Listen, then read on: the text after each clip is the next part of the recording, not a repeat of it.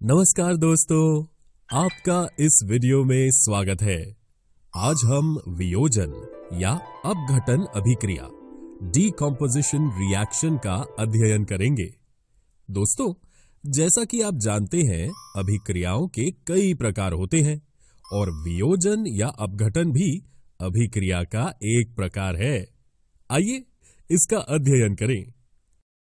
वियोजन अभिक्रिया में जैसा कि नाम से ही स्पष्ट हो रहा है कि किसी यौगिक या अभिकर्मक का वियोजन या अपघटन हो रहा है। सरल भाषा में कहें तो एक बड़े पदार्थ का छोटे छोटे पदार्थों में टूटना ही वियोजन डीकॉम्पोजिशन है।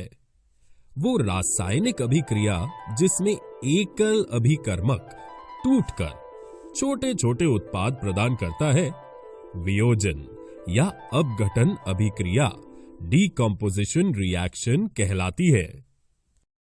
आइए वियोजन अभिक्रिया को एक उदाहरण के माध्यम से समझते हैं। एक शुष्क परख नली में 2 ग्राम फेरस सल्फेट क्रिस्टल लीजिए। फेरस सल्फेट के क्रिस्टल के रंग पर ध्यान दीजिए। परख नली को बर्नर या स्पिरिट लैंप की ज्वाला पर गर्म कीजिए। गर्म करने के पश्चात क्रिस्टल का रंग देखिए। क्या आप देख सकते हैं कि फेरस सल्फेट के हरे रंग में परिवर्तन हुआ है? जी हां, क्रिस्टल का रंग हरे से सफेद हो गया है और साथ ही सल्फर के दहन से उत्पन्न उस अभिलक्षणिक विशिष्ट गंध को भी आप सूंघ सकते हैं। यदि इसे और तेज गर्म किया जाए तो आप देखेंगे इसका रंग भूरे काले में परिवर्तित हो जाएगा। अतः हम कह सकते हैं फेरस सल्फेट क्रिस्टल अपघटित होकर फेरिक ऑक्साइड, जिसका रंग भूरा है, सल्फर डाइऑक्साइड और सल्फर ट्राइऑक्साइड बना रहा है। तो दोस्तों, ये वियोजन अभिक्रिया का उदाहरण कैसे है? क्योंकि एक अभिकर्मक फेरस सल्फेट वियोजित होकर फेरिक ऑक्साइड, सल्फर डाइऑक्साइड और सल्फर ट्राइऑक्साइड बनाता है।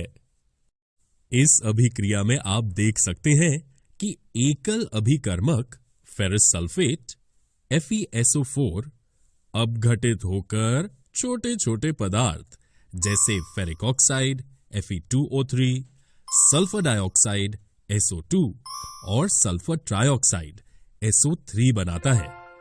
ये अपघटन या वियोजन का उदाहरण है।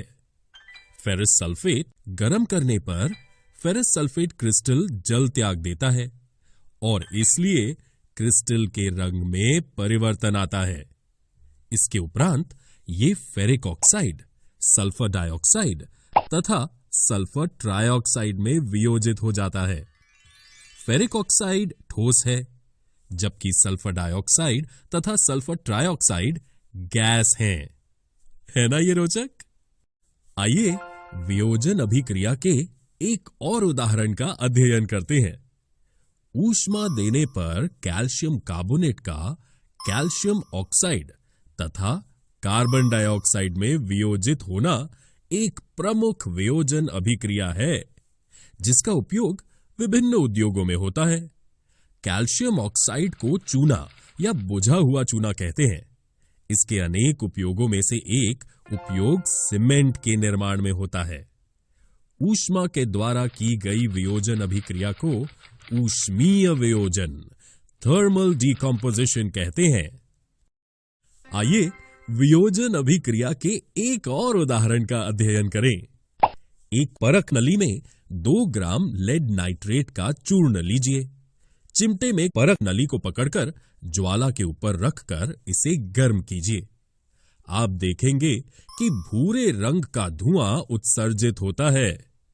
ये नाइट्रोजन डाइऑक्साइड NO2 का धुआं है। इसकी अभिक्रिया इस प्रकार होती है। लेड ऑक्साइड नाइट्रोजन डाइऑक्साइड और ऑक्सीजन में वियोजित हो जाता है। दोस्तों, आइए एक और रोचक वियोजन अभिक्रिया का अध्ययन करते हैं, जो है जल का वैद्युत अपघटन। जी हां दोस्तों, जल को हाइड्रोजन और ऑक्सीजन में अपघटित किया जा सकता है।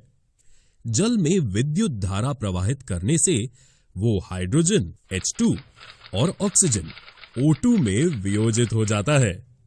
इस अभिक्रिया को हम इस तरह से दर्शा सकते हैं। सिल्वर क्लोराइड का अपघटन एक वियोजन अभिक्रिया का उदाहरण है। ये अभिक्रिया करने के लिए एक चाइना डिश में 2 ग्राम सिल्वर क्लोराइड लीजिए। इसका रंग क्या है? इस चाइना डिश को थोड़ी देर के लिए सूर्य के प्रकाश में रख दीजिए। आप देखेंगे कि सूर्य के प्रकाश में श्वेत रंग का सिल्वर क्लोराइड धूसर ग्रे रंग का हो जाता है।